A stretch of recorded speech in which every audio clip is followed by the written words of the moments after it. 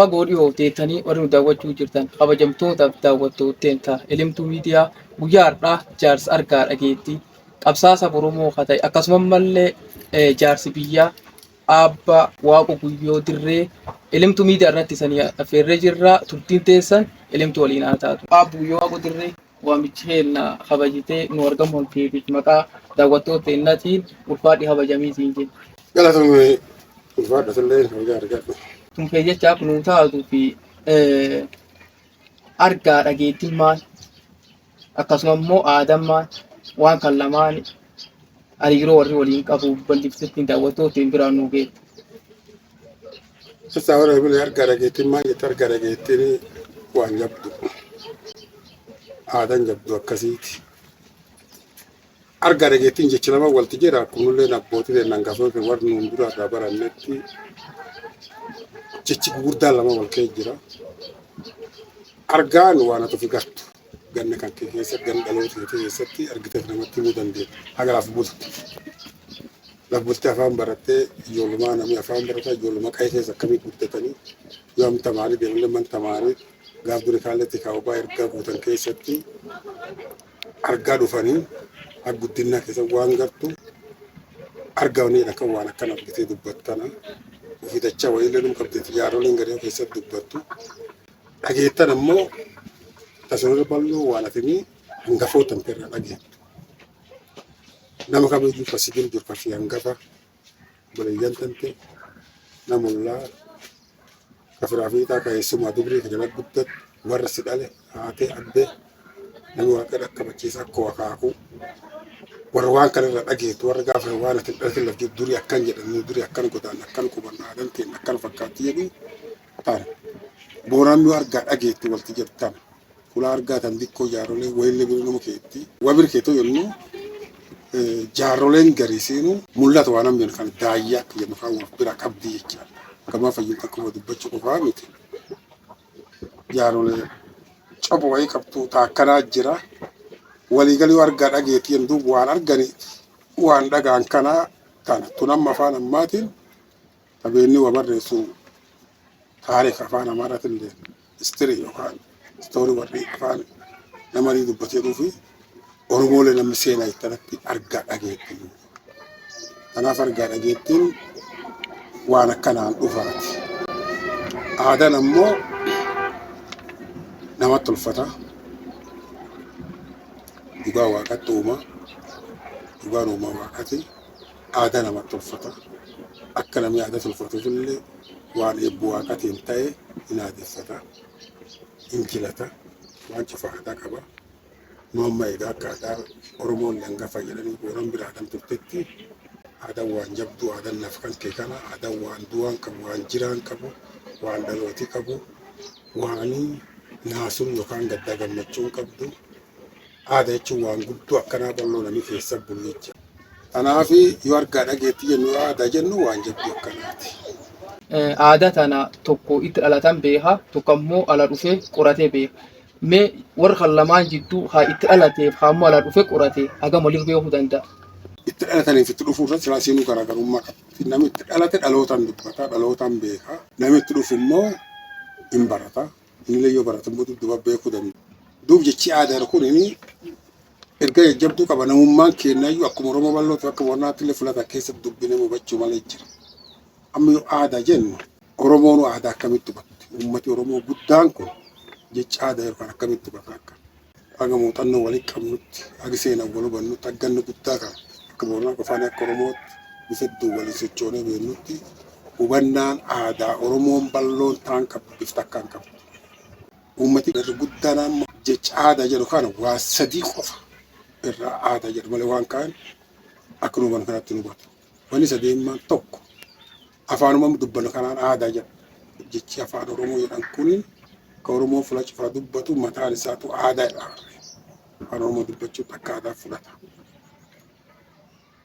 Lama uummati kuniin ogummaa akkama qaba. Beeku akkam qaba mana akkamii ijaara dallaa akkamii ijaara waan kana jiru ogummaa uummanni kun qabu kan inni manaan ijaara kan inni dallaan ijaara kan meeshaa hojii ka tumaa ka bocaa ka hodhaa ka dhawaa kana qabu ogummaa aadaa inni qabtaa beeku bara ammayyaatiin namni biraatti fudhatee ni uummati kun gama gamallee jira gamoo fi jirutti ogummaa uummati kun qaba aadaa laala. Sadeessuuf inni dhuma soora waan gololfatan waan nyaatan maa soorata. Ni akkamii qabu qodaa akkamiitiin wa soorata waan akkamii wa soorata jedhanii aadaa yoo dhamma Oromoon irra guddaa arma keessa laala. Gara Booranaatti immoo akkasii miti agarsiirra fagoo aadaan. Sun akkuma jirtu taate uumaayyuu cufaadhaan hima Booranii. Fakkeenyaaf dhalooti aadaa dootillee aadaa jedha. Gaafa namni dhalatu dhalooti gammachuu qaba. Har'aadhaan faarsituuf sirballee cufa qaba. Maali cufa qaba. Dhaloota gammachuu simatan. Fuudhillee dhala keessa laalaman simatan. Dootillee akkasuma aadaa fi qabdi. Namni yoonni du'u akkamitti deebisa. Dooti naasuu yoo dabartu dhalooti immoo gammachuun dabara. Gammachuun dhufa. Kana qofaa miti. Jila jira. Amma Booranii aadaa jilaani. Waan nu jila jedhan kan Oromoon balloon taane immoo jiltan warri hin beekne targuddan beeku. Makuma jilaatu iyyuu warri hin beekne targuddan. Akkuma namuu karaa dhagaanii karaa aadaan hin baddee gadaa hin baddee galtee aadaan baddee galtee gaa. Oromoon amma irra guddaa wanni inni aadeeffatu ayyaana. Ayyaana guyyaa kee qoradha immoo gara aadaa sirna gadaa kan xiyyoota walitti gaddee miti. Nu biratti amma ayyaani tokko qofa jira. Kan ayyaani nuuf kan Oromoon kan ayyaani tuyyuu guddaa gara qaban argatu. Nu ayyaani tokko yennu ayyaana dhahaati. Ayyaan 27 ka dhoofti guutamtuun dhoofti ta'e maaliin guutamti? Baatii 12 deessi 12 kanatti urjiilee dhawaa torbaan jirtutti yoo waggaa keessa jechuun ganna bona hagayya adoolessa jennee inni yoo abraan waggaa keessa jiru kun baatilee isa sadiin qabu walitti urjiilee dhaataanii walta gaddeebi'ee ayyaani 27tiin guutame kalaandir yookaan dhateen tana. Nu yoo amma ayyaani jennu guyyaan tokko fumatti ayyaani tokko jecha.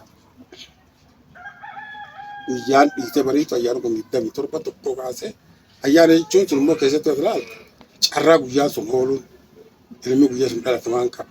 Dhalate guyyaa sun fuudhan maan qaba. Ayyaana yoo nuti kun amma akkamitti akka dhahaa dhufa jecha kan dhahaan deemu kaanii. Kan Oromoon amma adeeffatu kun sunii miti.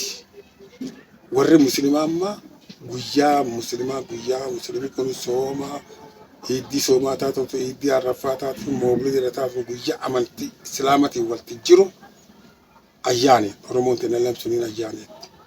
Warri gam kiristaanaa akkuma kana waan amantii kiristaanaatiin walitti jiranii guyyaa xoomiillee taanaan guyyaa akkana kanaan ayyaanedha. Irra gadamnaan ayyaana biyyaa jira ka biyyoolessaa ka baandiraa ta'ii ka jannoota ta'ii mootummaan Itoophiyaa kun immoo mootummaa addunyaa keessa jirtu waan ta'eef ayyaanota addunyaan tun fudhattee illee iddoollee fudhatee tolfata marsuun amma Oromoo yoo ayyaanetti waan sun amma jecha kenna amma irreechaan ayyaanidha. Irreechi nu islaam dhibaayyuu tawaggaa martee deebitu ayyaanidha. Kanaaf ayyaani kunini akkasii garaagarummaa qaba. Ka amma aadaan beekamu kun kam dhawaa malee ayyaani biin dhaatu kan hin jiru. Ayyaanama tokkotti ka amma gadaa jaldeessa gadaa madda galmaa duri labboonaa dhufe. Gaafas akka islaama fakkaatu ka akka biyyirraa dubban namirraa dubbatu. Ka atti addaran tokko salleen ijoollumaa sun nama boonaa keessaa badellee. San gaafa hin ayyaan sullee nama karaa olii karaa baalee kanarraa gaafas akka islaamaa fakkaatee dhufe wanni inni dubbata afaan islaamaati. Har'a immoo gara amantii waldaatti fuula sun lakkisee agar dhibii takka tokko wanni sun fakkaata mul'atti. Ayyaan akkana kana jira taan dubboon jilaani. Wanni laf jira jila qabdi. Jiltu tuni fakkeenyaaf amma jila kee jiru amma guyyaa irraa kan amma jila kee jiru wanni nu jila jennuu fi jiinu kee jiru kun abraasa. Jii abraasa kun Booranaa jila guddoo qaba. Keessattuu ayyaan isaa amma bulteen yoo dabartee gara dukkanaa seenne addee solana kaan irraa kaasee garba biraasaa cooni jedhaa kan Booranii butumee jijjiiree yoo foon jiraate yoo karaa deemu gaalaa galee achii meedhichi naqatu ka ayyaana sabboo goona takka inni ittiin naqatu jira garba jedhanii ayyaana kun ka goona bal'aa galacha deemee jira. jiltana jira. Jiltana jil garba brasa akka barammaata immoo normatti tolfannallee gannaara beennama tolfatkar booran akka gannaaraat maan jennaan waggaa kanaan maree deebi'ee butumee jijjiira cawluuqqoo naqatee alaa galee loon fooraalee kana alaa galfatee jiltan tolfata gama kaan nu ammaan tana yoo bitii jilkee jira maa wanni jilkee sannam jira kun baalli kennu baalli fuudhu jiloota baalli dura odaa bulaa irraa kaasanii kuunoo baannatoo gurgurna kaa'edha sun irraa kaasanii hagammaatti illee jilatti deemuu jira jecha galma garaagaraa lukkoo garaagaraa naqataa dhibaayyuu ba'aa aadaan tun amta muudaa jira muudii kunuu kagoona ka jellicha suyya bahee ka galachaa tafe amma baatii dhuftan jedhanii akkasii namoonni waan jilaa dubbanne aadaa jilaa namoota jilma qabaasa jira ta gubbisaa jira gadaan mujjiin aliyaan kuuchee jirtu gadaan baalli kennanii baalli fuudhu akkanaan bal'oodha aadaan tun akka dhiloo garaagaraa qabdi naannoo Booranaa jechuudha. Hawaasi Oromoo bardheeraa fi aadaa fi tan kunuunfatee dhaloota irraa dhaloota dabarsaa nuun dhaqqabsee jira. Yeroo ammaa teknooloojiillee wal qabatee waan garaagaraatiin wal qabatee dhalooti kun aadatan eessan gahetee yaadde? Oromummaa tanaayyuu hubate Oromummaayyuu Oromoo tanaayyuu hubate hawwanni jennuu fi beektaa faaruuf seenaan gargari jira. Faarsuun kun waan jaalatan kun faarsan faaruu karaa fi ta'ii Itoophiyaa beektaa sirbi giddii jedhanii waan faarsanitti ture.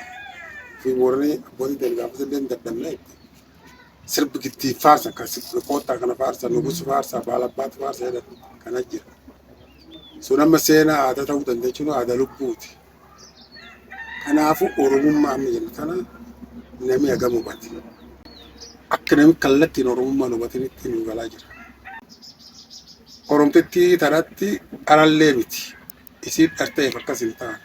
Akka immoo Oromummaa itti jirtu ofitti manitti mitta dhugaarraa goree mitta siyaasaatiif waan dhimmitiin barseenii akkas ta'e. Aadaaf dhugaa walitti himne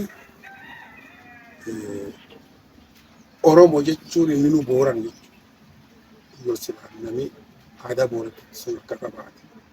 Malaalamma Oromoon hangafi keenya Booran hin jettu. Yoo sila Booran ta'e Oromoon taate akkamiin hangaf walii taane hangafi keenya Booran jettu. Dubbichi nu Oromtittuu waan tunuyyuu Booran.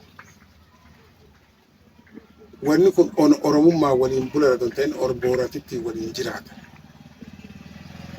Akka Booratitti dhugaa Oromummaa sun sila dhugaa. Amma aadaa Booranaa keessatti akka Oromoon bal'oon tullee Orommaa amma Oromoo jechuun warroon kan kikaa sirraa gorafaa gargar gorafaa torma ta'a. Yoo himatu horii jedha Booranatti gaafattee horii jedha achii walitti duunne jedha Oromsuu jedha. Oromsuun tun immoo siinuu Booransu jechuudha magaalatti. Yoo tanaa walitti gaddee tarka walumtaan immoo argaa dhageetti wanni siin qara lafa keetti hin jirti. Jechi Oromoo yeroo kunimi wanni inni akka nam duratti himee fi namni durii Booran. Gaaf durii Booranaa guyyaan aadaa walirraa lakkisee jira. Guyyaa eegee aadaa walirraa lakkisee deebi'ee nuu gama gamatti illee nyaaphallee miidhamee jira. Gaaf ammoo maqaa Oromoo yeroo kanaan wal barbaadu jecha Oromoo yeroo kan namni mataan qabu. Booranuu ati gaafattu Oromoo ta'etti beeyyuu beekesitti ni. Durii bara Haile Sillaasee kan suniin dura bar dargiiti achi akka amma Oromoo jedhan kanaaniti Boorana Arsii Gujii namni maqaa gosii ta'e beekamu malee nama afaan kan dubbatu jechi gaalla jedhu jira. Gaalla jechuun daba maqaa cunqursaa maqaa miidhaa ummata dhibiillee ummata dabuubii kana yoo akkasuma jedhan walaamoo maanii namichi maqaa addaa qaba Sidaamuu ta'e malee. Gaafas Islaam kan si shirra qaaman akka tokkotti arrabsan. Oromoo gara argatan qottu jedhan malee keessa gad deebisanii. Gaafa Haile Sillaaseen jirtu maqaan kun cufafee maqaan uummata qottu jedhaniini yookaan gaalla jedhaniini kunini Oromoo achi keessatti Gujii Arsii Boorana kullee cufa Oromoo sun ta'ee mul'atanii gaaf kan dhagaa qabsoo kee jira. Falmaan tunuu afaan aadaa seenaa Oromootu achirra dhuftu. Ka gaafas akka carraa qabanii Booran ammoo Oromoon nu abbaan keenya Boorana galmi keenya kan Booranaati aadaa teenya irraa nu maksanii aadaa teenya irraa mandee irraa dabne irraa banne galma keenya deebireetti qabsoon ganamaa waggaa 33 dura cubbiftanaan deemte jecha. Nama duwwaan kan wal qixxeen hubatin. Amma maantana gar dorgommii siyaasaa gol fudhatan. Dorgommii siyaasaa Suni miti sabummaan Oromoo sun dhugaa namni kitaaba barachuu malee tarakkasi fuudhan argaa dhageettiin boorana ammoo waan isin mirkaneessu wanni nama gama kennaaf hubannuuf argaa dhageettiin mirkaneessi. Boorana jiillee boorana guutuu saddeeti warra waareen butumeen dabar galachiree yeroo jiillichi sarbaa jiilli fe'e laftatti gartulluun nam turii finfinnee nam muutii finfinnee boorana jiru kan waltajjii kun kanuma amma maqaa shawaa jedhu kanatti hin beekne malee akka wallaggaa kanaa sun ta'een maqaan macca maqaan tuulama maqaan ituu maqaan uummanna kun cuf maqaan boorana maqaan bareedduma kun cuf boorana kamisaati akkanaan dhugatana jira jechuudha. Mee akka qabsaa saba Oromoo namtu tokkootti wanni Oromoo walii galu dhugumaan vaayiraasiin Oromoo walii galu dhugu kuni dhukkubi kun eessa seenetti yaadda? Walii galu kan beektaa qara waliin hin jiru qabsoo walitti dhugu. Namni gargar baay'ee ture. Gadaan tullee hin jaamtee dedeebiti. Gadaa yoon duraatiyyuu gadaa gogeessa ganaa gogeessa lamaa gogeessa torbaa waarii jedhu kan kaaduu gadaatiin buliin qaalloo ganaatiin bulli jedhu kan kagadaan dur kuunu gosee foon irraa fudhatan jira kan cimuu namni walumaan jira. Argaa dhageettiin booranaa ammoo irra guddaan gaafamni soddon booronni jiru kana gaafa abbayi baabboorroo sun abbootiin gadaa gabbayi baabboorroo sun achi cufa walumaan jirti. Namni kam tulluu namni durti waltajju. Abbayi baabboorroo tasee garan gadhu fulle namni akii waltaan falleen hin jira eega gargar rakatilleen hin jira. Akka jaarsa booraa irraanuu dhaga'ee beekutti muutii finfinnee kun qaalluun duri namchi muutan gafi kam goona ka'udituu kana. Hati ijoollee wal kee jira. Jaaroleen mana da'uun jaaroleen hojii nama da'u dhaqanii ijoollee nama wal kee daandii wal quba qaban. Haa ta'u malee muutii waltajjaan yoo xiqqaate gadaa saakoo dhaddachi gaanoo suniin duriciti. Ka eegalleen gadaa saakoo tas gadi hin dabalu. Amma gaafa qumbii naabbuun kan cufama qumbii gaafa qumbii wal yoo matanaa wanni kunniin nama aadaa lakkisi. Booran achi gor kanatti booran duri achitti haf kanatti achittuu aadaa lakkisi. Muudiinuu jira. Finfinnee karaa kan lafinnaatti illee kan armallee dhufan achillee deema waltiin jira karaa tulluutti nam dur deemu waltajji. Kaarsii kulleen sekkoo mandootti ka gujii kulleen warra girjaa jaatan warra girjaa kanatu garaan gulu gabba'u aadaa gorsuun tun aadaa gorsuu qofaa miti gargar ba'uun wal dhaanuun eegee wal hadhuun aadaa cufa walirra diduun ardaa wal tuwaakkachuun kana guldhuuf finna jijjiira. Akka booree mudduuba ka guutummaatti namichi walanqate gadaa saakoo dhaddachi gaamaduuti gama kan suneech qardaan walumaa jirti. Boorellee tulluu namtuun kan dhaqu dadhabe ka jiltillee itti galu dadhabbii jidduma keessan afaan uliiman kana dhowwee gadaa saakoo dhaddachaati asi saaqoon humnaan gala soddon kaargeetticha jedhanii akka tulluu namtu dhufuuf muutii haalleen hin cite. Saakoo dhaddacha kun abbaa gadaati. Abbaa gadaati gadaa boornaati. Kana kuunu gan 200 akkas ta'a. Wanni amma kalee miilli kasee akkuma waan kalee guyyaa gaafa namni tokko waliin hin jiru. Oromummaan tun nama akkasii gargar dhaqate.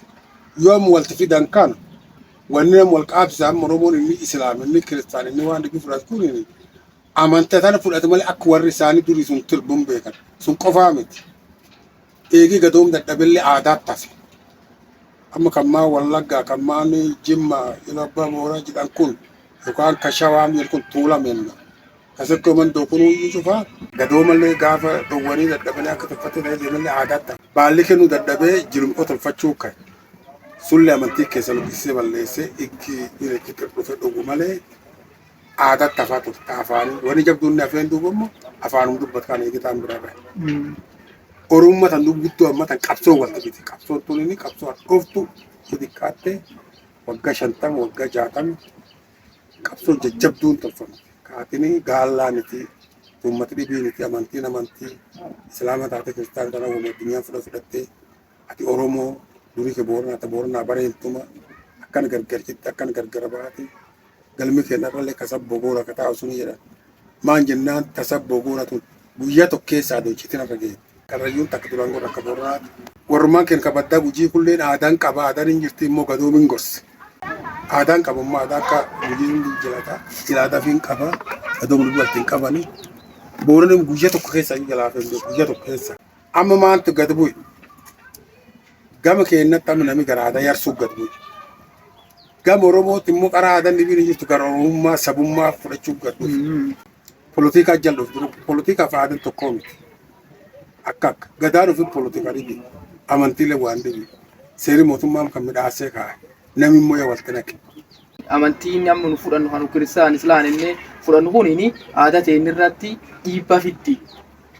Tokko lammaffaa aadaa fi amantiin hariiroo warri waliin qabnaa akkamtu wal qabxee laata? Aadaan beekama irra dhiibbaan fiddu. Aadaa irra dhiibbaan dhuftu malee. Warri gadaa waaqa mana. Waaqni tokko uumaadha kan amana. Amantiin ta'an immoo waan kitaaba qabaatu. Waan kitaaba hin deemne. Amantiin kitaaba hin deemtu citti fagoo dhufti. Amantiin tun maqaa waaqatiin jirti. Boorni gamu ofiitti waan maqaa waaqatii jira kan irra namaa waliin dhabu. Maal namni tokko yoo waan waaqa sitti hin jedhu yoo waan waaqa si barsiise jedhe waa si arrabse waa namtu si hin jedhe turiilee wanni waliin dhabneef ta'a. Waan waaqa sitti hin si jedhe malee waraana sitti hin dhumne sinaane sin arrabsine. Islaamtichallee dhuf keessummeessa kiristaantichallee dhuf keessummeessa qalee fi mooraa meedhichaan bulchee horii jiraa kana tole warrumaan gorraa jedhee warri harka walii lagachuun tun akka cubbuuttama akkaan. Wayi bu'aan tamammoo bu'aan tana waan dubbii tanaayyuu amma yoo dhoosa taate aadaan booraa dhoosaan jirtu. Dhoosa xiqqoon kan mataan bubburuqee mataan chaacha. Gaafa gadaa mana kaasiin jedhu suni afaan ayyaana dubbatanii odaa jiloo jedha ayyaani sun gaafasi sheekotu gara arsii kana dhufanii beektaa gabaanee nan baane yoo nu dhiiginarraan baane nyaattuu naffarroo dhiigaa yoo nu dhiirna baannaa hin kana dhabeetta murraa ayyaana jedhanii. Abbaay'ee guutame odaa jiloo maqaan isaa maaramii ayyitti odaa jiloo magguu galuu dita. Yoo inni galuu akka itti galfatanii beekta rabbi sodaan rasuul sodaan sheek Hussein sodaan sheek Abdul Qaadir Jaylaanii sodaan barakkaa ambiyoota barakkaa obliyoota guutamii gala akka gaafas nu hubanna abbootiin ta'e nu hubattu wanni kun gugurdaa ayyaana se'e isa da wanni pirezidaantota lafa arabaa fa'a agariin laala waan kana gaafas namni waan kana ayyaana jechuun ayyaana yeroo hundaa malee akkasitti hin beekan. Gaafas immoo warra kiristaanaa jiru ayyaani sun hin fedhu. Qaama namarraa dubbatu qaalolee ta'e ayyaani sun gadaa maraa dhufee gadaa jaldeessa gadaa gubbaa biyyi jedhee duub gadaa gubbaattis tuffatamaa dhufee gadaa jiru hagaa anam misaallee boona keessa guddatu dhamme waan jiru yoo jiraatan immoo gumaa jiraatu malee hin hafe booran warri danda'u keessa gariib ta'e islaama. Arrabni baraamni jiru kan sullee miti. Aadaa wayitti hirriiqattu immoo aadaa hirriiqachuun hin jirti. Achiin aadaa faarsuun hin jirti asuun faarsitaan keessan deemtee. Aadaan akka inni naafa aadaan qaama kan keetii nafas dhukkuba. Titeenillee wal gaafannellee. Mootummaan marmudee sila seera dansa tokkaa'ee seera kan namni immoo bira dabree waa hojjechuu jira. Mootummaan amma aadaaf amantiin mootummaa yookaan polotika wal dandeettee waliin jirti malee dhuguma wal dandee waliin jiraachuu hin danda'a warra akka nu laalle abbaan fedha amantii fedha fudhatu aadaan itti jiraatu mootummaan kee waliin jiraachuu hin tafiillee jiraachuu hin danda'a. Namni immoo akka golii hidhaachuu nama fudhachuu keessattuu nama aadaa gubbaa jiru kan garee amantaa yoo akka laallu akka nama gartee yoo atam lafa fudhadhe lafa bajjii takkiin qotanii lafa qara qotamtaan namni lafa bajjii fudhataani. Ambooroo kun akka lafa bajjii sun quraanii irraa dhuguun jiru isaan hadiisaa quraan qabdi taan wangeel qabdi isaa hadiisaa wangeel hin qabdu tuffi akkanuma irra gurra akkasiin duubtu tuqaan tun jirtu malee silaaleen jiraachuu hin danda'a. Yoo hedduusi sooshaal miidiyaa gargaara irratti karaa barreeffamaatiin karaa ammoo waraabbii viidiyoo gargaraatiin gorsatiin dargaggootaaf inni tura walla. Mee aalamma sabii keenkee jiru wal qabatee namti qalafa wal guddachuu jiru kanaa maal dabarsiti? Nagaa dabarsinaaf atileen katan nagaa fattoon hin bulu. Beekta namni xiqqaa kan akka malee tamachuu hin danda'amu. Afaanti nama qaqqabatti. Tamachuu hin danda'amu. Yoo garii akka nagaa fattetti yoo akka booranaa fudhanna akka booranaa fa'aa kaa ilaalu taate dhaloota sadii jennee gargar ba'amu. Booranii bira yaa'e booran arge booran dhaga jennee gargar kun. Yoo akka argaa dhageetti booranaa gulu yaa'e booranii bira yaa'e jaarsa jaartii booranaa nama ganni dambala bulee qabu. Kakanni suni oli ranni wafoorri banne kaammallee bulee fi dhadhaabate uumaa yaa'u ofiin jira. Jaarsi boonaa jaartiin boonaa warri ganni dambala bulee qabuun warra booranii bira yaa'e. Boora jechuun immoo warra dhugaa dubbachuuf abbaan bariin dabsatin abbaan bariin dhibin argaa dhageetiin jettaa waan namatti muuf. Anu amma jaarsa warri sun immoo jaarsinaa oliiti. Waan argi waan hin beekne beekgaatisan hin taa'in taa'e. Namni irra waa dhagahanii warri sun kanaaf warri jiru booranii bira yaa'e. Jaarsi warra taanu nu wakoor waaqo dambaldiitatu wakoor guyyooti. Dambalii baay'ee xiqqaa tokko jira. Nuun kun booranii agarra jaarsi booranii nu kuunoo. anu dambal diidaa tariyaa boora dambal diidaati kuusam dambal diidaa ni wakoor mallu yada kakaaku kooticha biduuba baaburuu kooticha mallee dhagaan isa tulluu baraatana ciisa waan gaafas dhaqee hin beeka waan gaafas ilaallee mataa qaba aadaa booranaa barachuudhaan aadaa hubuu booranaa aadaa dubboo booranaa barachuudhaan nu aadaa ta'e gorsaan karaa akkasuma baran wakoor waaqa warnuun duraati nuti taane wakoor guyyoo ta'ee ta'e jedhe namni kunu booranaa yaa arga jaarsi booranaa yaa arga booran kuufaa booran saalaa ittiin booran qambanii gomboon qa'ee ciisuuf yaa arga dubbii boorata keessi kattamchuuf yaa arga kanam namni waa gaafatu hin jiru asila waa namatti himamu nama kana eenyutu isa waa gaafata kun booran dhagee kasila waan booran namatti beekimmoo ilmi fokkoo qabu kasuun asillee ka waan booran harka qabu nu guute mana keetii xiqqaalle baree sillaaseen jigee qara walaf qabatanii kuusuma koor guyyooti gadaajiin walaqa ammalii duuba gadaa sun asii kuusee gadaa boroo guyyoo kuusa arjaarolee ciftu kun amma ganni jaatamaa duudee wanni jaartuu ditta taatuti malee waan boora sullee fumaa harkanillee fumaa harka namni sun isi wakoor diidaa irraa kaasee kaa'amu jiru kun booran dhagaye wakoor diidaa amma jaarolee kanaa tolide isanii sun asii namni gadaa jiloo gatee booran dhagaye jedhu am namni biratillee nama isanuu wal caalta nama fakkeen ariyaattiidha jennee olaaf kennamu wakoorii diidaa keessa hin jira keessa bahe diidaa keessa bahe ariyaan diidaa dambal daddachaati wakoor soraatiif dambalaa dheeroo dambalaa dheeroo waragataa boruu madaa ibidduman kee dhalatee ibidda barmoota waltu dhuftan amma qeenca walirreddu dambal daddachaarra wakoor soraati irreddu wakoor soraar dambalaa dheerootti irreddu dambala dheeroo amma siirraa keessa duubatu kun amma borcam kun booran dhaga malee booran hin garre amma boorani kaakisullee boorana kuroktaullee booran indee haasan booran fudhatamneefillee booran tuffatullee warra kan barillee nin dhibu gannillee nin dhibu amma dhaloota kana wanni dhaabnuuf maa barmoota qofa wanni nama dhaqqabatu bira dhiira bargani namaan deemu beekani barannoota qofa namni hin baratin bati intalti hin baratin bati inni hin baratin beektan dhaabnaaf yoo baratan as ta'ee barachuu qaba nama jechuun beeku addunyaa si beeksise wanni ati barachuu malteef waan kan kee waan deemsiftu beekta waan lakkiftu beekta waan inni immoo dhaamuuf tadhammeessoo lufirraa jechi boorana wanni abbaa kaakurran dhufanumatti boorani gaafa hancaa fi dabe arramiin qajeeluun amma ilmaan boorata gaadisiin teetu akkan jibbamee akkan jedhan kun cufaa hancaa fi dabe arramiin qajeeluun luf arrabaa kana atuuf la jirtu waa kadheetti yoo amantii qabaattillee amantii sun yoo kaallee aadaa booraatti haqa ammoo ilmii boonna haadha maqeennes obboleetti birtaa'e haadha abbaa birtaa'e akkan ta'a kana waraanallee irraanaaf dhukkuballee irraanaaf beelallee irraanaaf namaa bulee ka'uu malee namni barachuu malee lufan qachuu malee wanni nama raabbamu. Kabajamtoota fi daawwattoota qophiin teenta guyyaa har'aa waaqoo guyyoo dirree jaarsa argaa dhageettii qabsaa Oromoo akkasumas malee jaarsi biyyaa haa ta'e waan hedduu isanii bammisiisee jira. Qophiin teenta guyyaa har'aa tan fakkaatti nu daawwachuu keessaniif ulfaadha sanii jenna. Torbaan dhibii ammoo keessummaa dhibii qabannee akka walitti deebinutti roobanaa gaheessa.